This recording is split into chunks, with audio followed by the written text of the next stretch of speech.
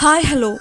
இந்த வீடியோவில் நம்ம என்ன பார்க்க போகிறோம்னு பார்த்தீங்கன்னா 4 periods of Shakespeare's dramatic and poetic career.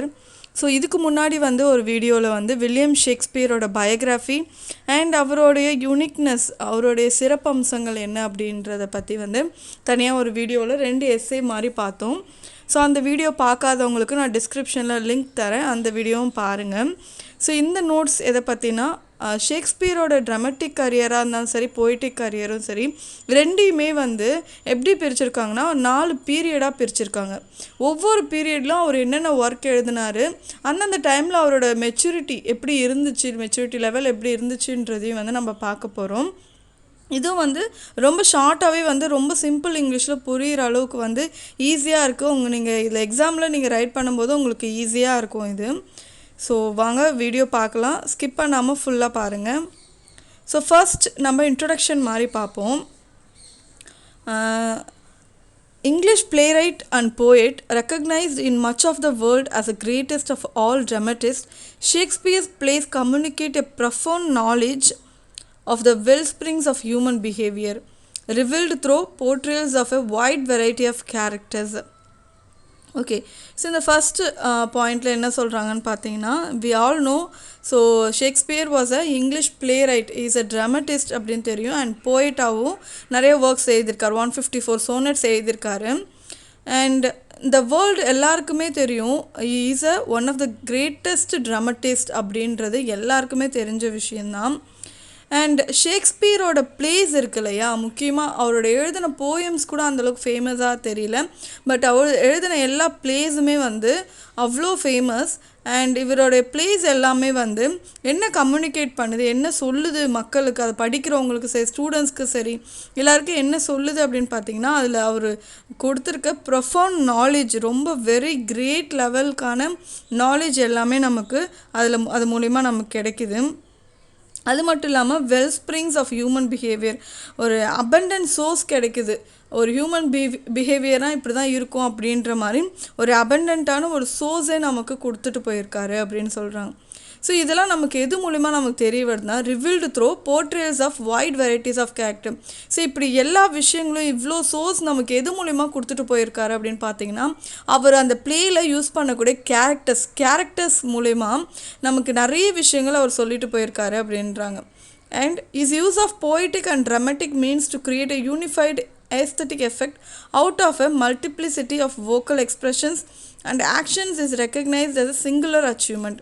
And his use of poetry within his plays to express the deepest levels of human motivation in individual, social and universal situations is considered one of the greatest accomplishments in literary history. Okay, ஆக்சுவலாக இவர் traumatic and poetic career ரெண்டு பற்றி தான் நம்ம பார்த்துட்டு இருக்கோம். So இவர் ரெண்டுத்தையுமே இப்போ ஒரு சில பிளேஸில் என்ன பண்ணியிருக்காருனா, அந்த பிளேஸில் அவரோட அந்த எஃபெக்ட் கரெக்டாக கொடுக்கணும், கொஞ்சம் இன்னும் பியூட்டிஃபை பண்ணணும் அப்படின்னு அதை ஏஸ்தட்டிக் அப்படின்னாலே it concerned with beauty and art தான் சொல்லுவாங்க. ஸோ அதெல்லாம் அதிகப்படுத்தணும் அந்த எஃபெக்ட்லாம் அப்படின்றதுக்காக பிளேஸில் நிறைய இடத்துல அந்த அவருடைய போய்டிக் லைன்ஸ் எல்லாம் ஆட் பண்ணியிருக்காரு. போய்டிக் லைன்ஸ் யூஸ் பண்ணி எக்ஸ்பிளைன் பண்ணியிருப்பார் நிறைய பிளேஸில். ஸோ அது ரெண்டுத்தையுமே சேர்த்து ஒரு சிங்குலர் அச்சீவ்மெண்ட்டாக அவர் பண்ணியிருக்காரு அப்படின்ற மாதிரி தான் சொல்கிறாங்க. ஸோ இப்படி இவரோட யூஸ் ஆஃப் போய்ட்ரி அதை பிளேஸில் யூஸ் பண்ணுறதுனால அவர் நிறைய விஷயங்கள் அது மூலயமா சொல்லியிருக்கார். Deepest levels of human motivation in individual, social and universal situations, ஓவராலாக அவர் எல்லாத்தையுமே கவர் பண்ணி அதில் சொல்லியிருக்காரு அப்படின்ற மாதிரி தான் சொல்கிறாங்க. It was one of the greatest accomplishments, அதாவது it was act of completing, சக்ஸஸ்ஃபுல்லாக எல்லாமே கம்ப்ளீட் பண்ணிட்டாரு, it was act of completing அப்படின்னு சொல்லலாம். ஸோ லிட்ரரி ஹிஸ்ட்ரியில் அவர் ஓவரால் அவர் எடுக்காத தீம் அப்படின்னே கிடையாது. நம்ம இதுக்கு முன்னாடி அந்த வில்லியம் ஷேக்ஸ்பியர் பயோகிராஃபி வீடியோவில் பார்த்துருப்போம், அவர் என்ன மாதிரியான தீம்ஸ்லாம் யூஸ் பண்ணுவார் போயமில் அப்படின்னு. நெக்ஸ்ட் பார்த்தீங்கன்னா, although the precise date of many of Shakespeare plays is in doubt, his dramatic career is generally divided into 4 periods. Okay. So அதாவது ஷேக்ஸ்பியர் பிளேஸில் அவர் வந்து கொடுத்துருக்க டேட், இந்த இப்போ ஒரு ப்ளே அப்படின்னா இந்த ப்ளே எந்த டேட்டில் முடிச்சிருக்காங்க, பப்ளிஷ்டு டேட்டு, ரிட்டர்ன் டேட்லாம் கொடுப்பாங்க இல்லையா, அந்த டேட் இருக்கு இல்லையா, அது வந்து ரொம்ப ப்ரிசைஸ் டேட்டாக இருக்குது அப்படின்னு சொல்கிறாங்க. ரொம்ப வந்து கிளியராகவும் அக்யூரேட்டாகவும் கொடுத்துருக்காரு many of his plays in.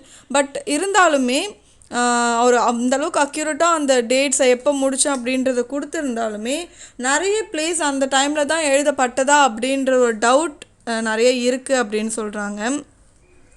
So அவருடைய ட்ராமட்டிக் கெரியர் பொறுத்த வரைக்கும் ஜென்ரலாக நான் சொன்ன மாதிரி 4 பீரியட்ஸாக பிரிச்சுருக்காங்க. அவர் எழுத ஸ்டார்ட் பண்ண டைம்லேருந்து அவர் ஈவன் அட் எண்ட் டெத்துக்குள்ளே வந்து அவர் என்ன மாதிரி ஒர்க்ஸ்லாம் எழுதியிருக்காரு அது எல்லாமே ஒரு 4 பீரியடாக பிரிச்சுருக்காங்க. ஃபஸ்ட்டு பீரியட் அப் டு எது வரைக்கும்னா 1593 வரைக்கும். இந்த செகண்ட் பீரியட் எப்படி ஸ்டார்ட் ஆகுதுன்னா 1594லேருந்து 1600 வரைக்கும் அவர் எழுதின ஒர்க்ஸ். அண்ட் தேர்ட் பீரியடில் வந்து 1601 to 1607 வரைக்கும் அவர் எழுதின works. And at last fourth period பார்த்தீங்கன்னா ஃப்ரம் 1608 வரைக்கும் அவர் எழுதின ஒர்க்ஸ் அப்படின்னு சொல்லி இதை பிரிச்சுருக்காங்க. ஸோ இதில் ஒவ்வொரு பீரியடாக வந்து அதில் அவருடைய லெவல் எப்படி இருந்துச்சுன்றதும் அந்த டைமில் அவர் எந்த மாதிரியான ஒர்க்ஸ் எழுதினார் அப்படின்றதும் நம்ம பார்க்கலாம். ஃபர்ஸ்ட் பீரியட் பாருங்கள். This period is also known as in the workshop or the period of yearly experimentation. So இந்த பீரியட் முதல்ல இவர் எழுத ஆரம்பித்த அந்த டைமில் வந்து இந்த பீரியட் எப்படி சொல்கிறாங்கன்னா இந்த ஒர்க் ஷாப் அப்படின்னு சொல்கிறாங்க. ஒர்க் ஷாப் அப்படின்னா நமக்கு தெரியும் a place where things are made or repaired. So இவர் ஸ்டார்ட் பண்ணி அங்கே தான் வந்து அவர் எல்லாமே வந்து உருவாக்கியிருக்காரு. ஸோ இதான் அவருடைய ஸ்டார்டிங் ஸ்டேஜ் இல்லையா அவர் பிளேஸ்லாம் எழுதுறதுக்கு. ஸோ இந்த 2 டைட்டில் வந்து அவர் கொடுக்குறாங்க, இந்த பீரியட்கான நேம் கொடுக்குறாங்க. Shakespeare was in the process of learning his craft by acting and then revising and modifying the existing plays. So இந்த ஃபர்ஸ்ட் பீரியடில் எப்படி நடக்குதுன்னு பார்த்தீங்கன்னா ஷேக்ஸ்பியர் வந்து இந்த ஸ்டார்டிங் பீரியடில் அவர் எழுத ஸ்டார்ட் பண்ண பீரியடில் அது வந்து அவரோட லேர்னிங் ப்ராசஸாகவே இருந்துச்சு. அந்த டைமில் அவர் நிறைய லேர்ன் பண்ணியிருக்காரு. எப்படின்னா த்ரூ ஆக்டிங் மூலிமா அவர் எழுதின பிளேவை அவரே வந்து ஆக்ட் பண்ணி பார்த்து அண்ட் தென் அதை ரிவைஸ் பண்ணி அதில் வேறு ஏதாவது சேஞ்சஸ் பண்ணணுமா அப்படின்னு சொல்லி என்ன பண்ணணுன்றதை மாடிஃபை பண்ணி எல்லாமே வந்து அவர் வந்து இந்த ஸ்டார்டிங் ஸ்டேஜில் எல்லாமே அவரும் லேர்ன் பண்ணியிருக்காரு, அட் த சேம் டைம் ஆக்டிங்கும் பண்ணியிருக்காரு அப்படின்றாங்க. So his early plays are characterized by immaturity and crudity. So எப்பயுமே நான் சொன்ன மாதிரி ஸ்டார்டிங் ஸ்டேஜ் அப்படின்னும் போது எல்லா ரைட்டர்ஸுமே வந்து எடுத்த உடனே பக்காவாக வந்து எதுவுமே பண்ணிட மாட்டாங்க. ஸோ ஸ்டார்டிங்கில் நிறைய வந்து ஏதாவது சின்ன தப்பு பண்ணியிருப்பாங்க, எழுதுறதுல நிறைய பிழைகள் இருந்திருக்கலாம். ஸோ கொஞ்சமாக தானே நம்ம எல்லாமே கற்றுக்க முடியும், எடுத்த உடனே ஸ்ட்ரெயிட்டாக கற்றுக்க முடியாது இல்லையா. ஸோ இவரோட இயர்லி பிளேஸ் எல்லாமே எப்படி இருக்குன்னா கேரக்டரைஸ்டு பை ஒரு இம்மெச்சூரிட்டியாக, அதில் ஒரு மெச்சூரிட்டி இல்லாமல் க்ரூடிட்டி அப்படின்னா லைக் தமிழில் முரட்டுத்தனம் அப்படின்னு சொல்கிறாங்க. லைக் ஒரு கிளியராக இல்லாமல் இருக்கும் அப்படின்றது தான் அதோட meaning. There is a superficiality in theme, treatment and characterization. அதாவது ஸ்டார்டிங்கில் அவர் யூஸ் பண்ண தீமாக இருந்தாலும் சரி, அவர் யூஸ் பண்ண ட்ரீட்மெண்ட்டாக இருந்தாலும் சரி, அண்ட் கேரக்டர்ஸை வந்து அதை ஒரு வடிவமைச்சு கொண்டு வரதா இருந்தாலும் சரி, இது எல்லாமே ஒரு சூப்பர்ஃபிஷியாலிட்டியாக இருந்துச்சு அப்படின்னு சொல்கிறேன். அதாவது லேக் ஆஃப் தரோனஸ், ஒரு விஷயம் எடுத்துட்டோம் அப்படின்னா அதில் வந்து அந்த கேரக்டரோடைய ஒரு முழுமையான ஒரு விஷயத்தை நம்ம அதில் வந்து கொடுக்கணும். பட் அது இல்லை, லேக் ஆஃப் தரோனஸாக இருந்திருக்கு and lack of depth of character, அந்தளவுக்கு அந்த கேரக்டரோட டெப்த்னஸ் அவர் கொடுத்துருக்க மாட்டார். And lack of serious thought இல்லாமல் போயிருக்கும். ஸோ ஸ்டார்டிங்கில் எல்லாருமே பண்ணுற மிஸ்டேக் தான் வந்து இவரோட yearly பிளேஸ்லையும் இருந்துச்சுன்றாங்க. But at the same time, these works are characterized by more youthful exuberance of imagination, by extravagance of language, and also by use of puns, conceits, etc.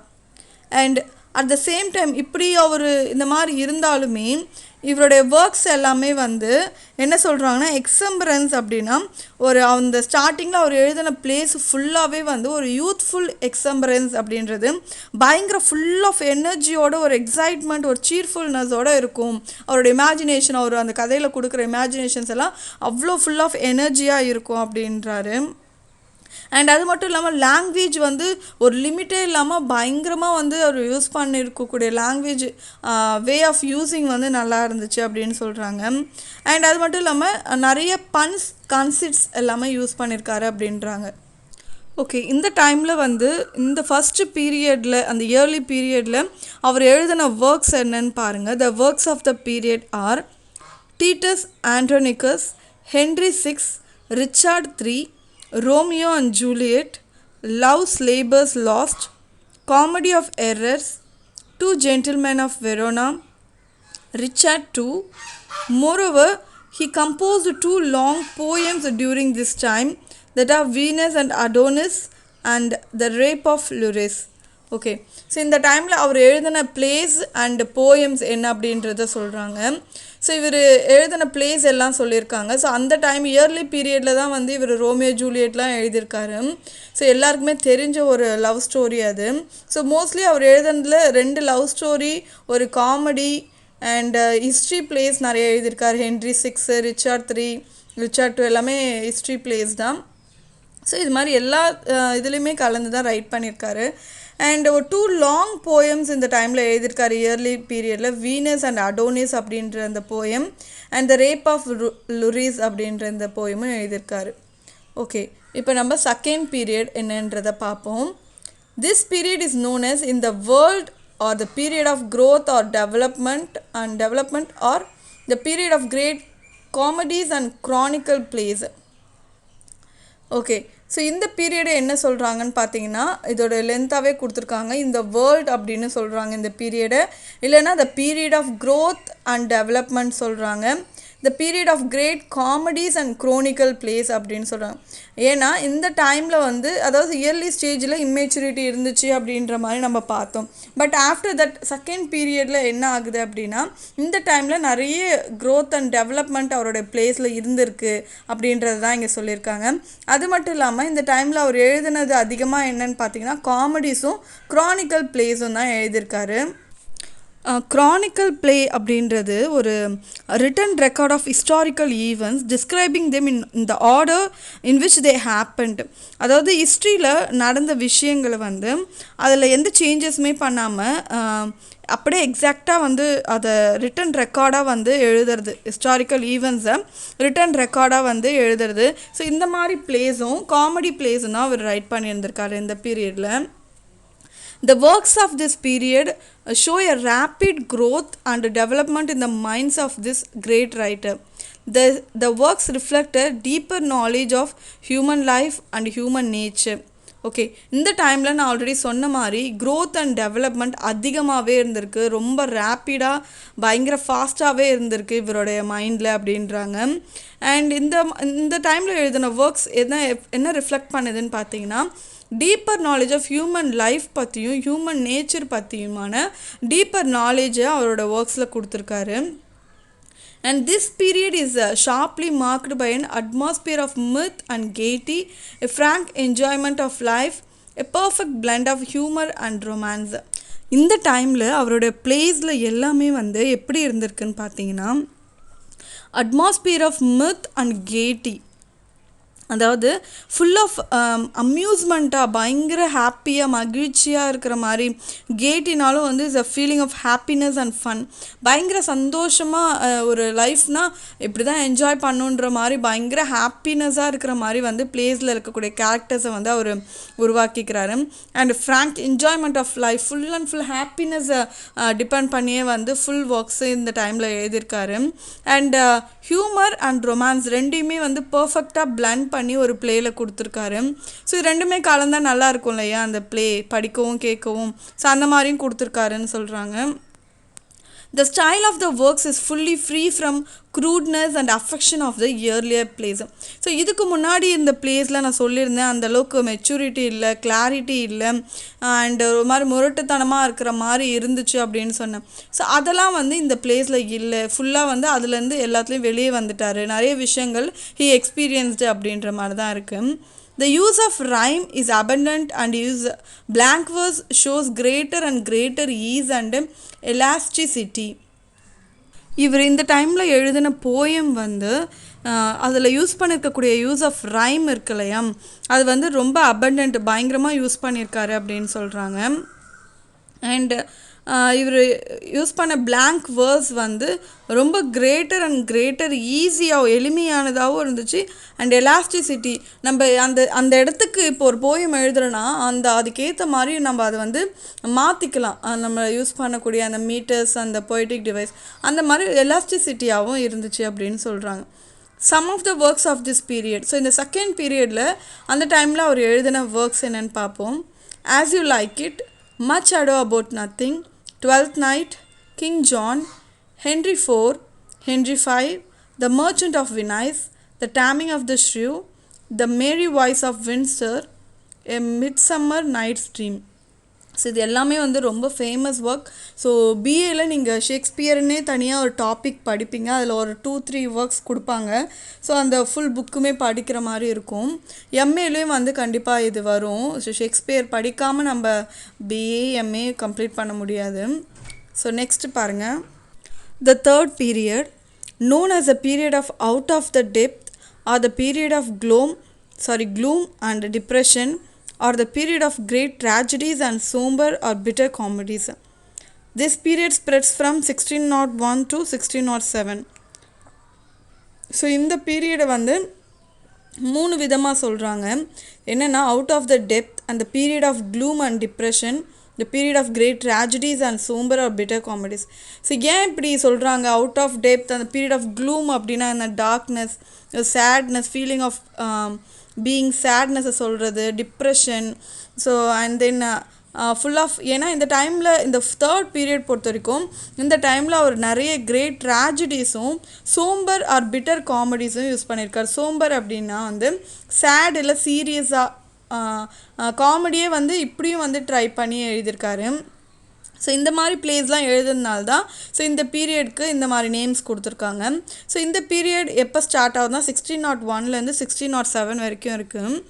During this period Shakespeare's mood grew gloomy, pessimistic and even cynical, and his dark comedies best reflect this mood of Shakespeare. So இந்த டைமில் அவருடைய மூடு, so எல்லா நேரமும் எல்லாருமே ஒரே மாதிரி இருக்க மாட்டாங்க இல்லையா, அந்தந்த டைமுக்கு அந்தந்த பீரியட்க்கு ஏற்ற மாதிரி நம்மளோட மூடு வந்து டிஃபர் ஆகும். ஸோ அந்த மாதிரி அவர் இப்போ ஒரு 2-3 இயர்ஸ் அவரோட மூடு ஹாப்பியாக போகுது அப்படின்னா ஸோ அந்த மாதிரி தான் இருக்கும். அவரோட ஒர்க்ஸும் வந்து அது ரிலேட்டடாக தான் இருக்கும். இப்போ சப்போஸ் ரொம்ப டிப்ரெஷன்லேயோ சேடாக இருக்கார் அப்படின்னா அது வந்து அப்படியே அவருடைய பிளேஸில் வந்து ரிஃப்ளெக்ட் ஆகும். ஸோ அந்த மாதிரி தான் இந்த டைமில் ஷேக்ஸ்பியரோட மூட் எப்படி இருந்திருக்குன்றதை சொல்கிறாங்க. ரொம்ப க்ளூமியாகவும், ரொம்ப சேடாகவும், பெசிமிஸ்டிக், ரொம்ப நெகட்டிவ் தாட்டோட, கைனிக்கல், ஃபுல்லாகவே வந்து ஒரு இதுவுமே கைனிக்கல் அப்படின்றதுமே ஒரு நல்ல தாட் இல்லாமல் எல்லாமே நெகட்டிவாக வந்து யோசிக்கிறது. ஸோ அந்த மாதிரி தான் வந்து அவருடைய காமெடிஸ், டார்க், அந்த டைமில் யூஸ் பண்ணிக்கக்கூடிய டார்க் காமெடிஸ், ஸோ இது எல்லாமே அவரோட மூடை தான் ரிஃப்ளெக்ட் பண்ணுது அப்படின்னு சொல்கிறாங்க. This period marks the full of maturity of power of intellect and wisdom in him. So இந்த பீரியடில் நம்ம பார்க்கலாம் அவருடைய ஃபுல் மெச்சூரிட்டி இந்த டைமில் நம்ம பார்க்கலாம் அப்படின்னு சொல்கிறாங்க. இயர்லி பிளேஸில் அந்தளவுக்கு இல்லை, ஃபர்ஸ்ட் பீரியடில் அப்படி இல்லை. ஸோ இந்த தேர்ட் பீரியடில் வந்து அவருடைய நாலேஜ், இன்டலெக்சுவல், இது எல்லாமே நம்ம நல்லா பார்க்கலாம் இதில் அப்படின்ற மாதிரி சொல்கிறாங்க. The darker side of human experience occupies his attention in this period. The sins and a weakness of men from theme of his plays of this period. Okay, so இது வரைக்குமே வந்து காமெடி அண்ட் ஹிஸ்டாரிக்கல் பிளேஸ் இது இப்படி எழுதிட்டு இருந்தவர் இப்போ டோட்டலாகவே வந்து டார்க்கர் சைட் போயிட்டார். டார்க்கர் சைடு அப்படின்னா என்ன, ட்ராஜடி. ஸோ எண்டிங் வந்து அந்தளவுக்கு நல்ல எண்டிங்காக இருக்காது. அவர் எழுதின பிளேயில் வந்து எண்டிங் ரொம்ப பயங்கர மோசமானதாக இருக்கலாம். ஹீரோவே இறந்துடுற மாதிரி இருக்கலாம், இல்லை ஹீரோயின் இறந்துடுற மாதிரி இருக்கலாம். ஸோ இந்த மாதிரி பயங்கர டார்க்கர், ரொம்ப பழி வாங்கிறது, ரிவெஞ்ச், இந்த மாதிரி தான் வந்து இந்த பீரியடில் வந்து ஃபுல்லாகவே அவர் கொடுத்துருப்பாரு. சின்ஸ் அண்ட் வீக்னஸ், இதுதான் வந்து மெயின் தீமாக வந்து ஒரு மென்னோடைய வீக்னஸ் அண்ட் சின்ஸ் அப்படின்ற மாதிரி தீமாக இதில் யூஸ் பண்ணியிருக்காரு. ஸோ அப்படி அந்த டைமில் அவர் எழுதின பிளேஸ்லாம் என்னன்றதை பார்ப்போம். Shakespeare's works of this period are All's Well That Ends Well, Measure for Measure, Troilus and Cressida, Hamlet, Macbeth, King Lear, Othello, Antony and Cleopatra, Coriolanus, Timon of Athens, so இப்படியே வந்து இந்த ஒர்க்ஸ் எல்லாமே கொடுத்துருக்காங்க.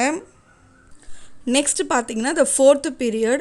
This period is also known as on the heights or the period of restored serenity or the period of later comedies or dramatic romances. இந்த last period fourth பீரியடில் வந்து அவர் நல்ல ஒரு ஹைட் ஒரு நல்ல பொசிஷனுக்கு போயிட்டார் அப்படின்ற மாதிரி தான் சொல்கிறாங்க. ஸோ இந்த பீரியடில் அவர் எதை பற்றிலாம் எந்த மாதிரியான பிளேஸ் எழுதியிருக்காரு அப்படின்னு பார்த்தீங்கன்னா, he restored a செரினிட்டி அப்படின்றது என்னென்னா காம்னஸ், பீஸ்ஃபுல்னஸ், இதை தான் சொல்கிறாங்க.